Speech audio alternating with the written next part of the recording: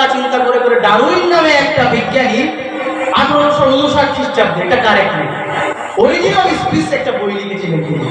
তো ডারউইন বেটা এ দেখছে শুধু আমার লেজ কাটবে, আমি আমার বংশের লোক ভালো হনুমান হয়েছে, আমি সবার হনুমান বানিয়ে ছাড়বো।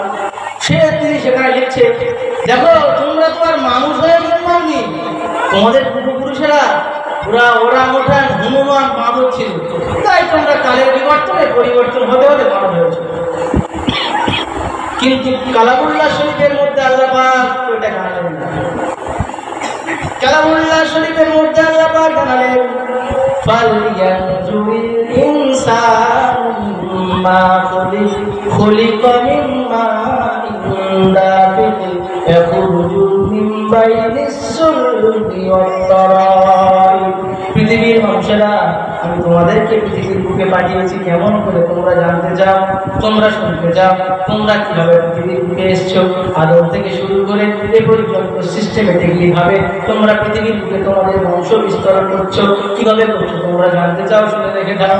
আমি তোমার বাপের রক্তস্থল থেকে এবং মায়ের বাপের শরীর থেকে এবং মায়ের রক্তস্থল থেকে সবাইকে নির্গত নাপাক পোড়া পানি একত্রিত হয়েছে, তার থেকে আমি আল্লাহ পাক তোমাদেরকে কারণক্রমে পর্যায়ক্রমে পরিবর্তন করতে করতে করতে করতে হাত দিলাম, পা দিলাম, চক্ষু দিলাম, পুরো শরীরটা সুস্থভাবে আমি তোমাদেরকে দুনিয়ার বুকে ছেড়ে দিলাম।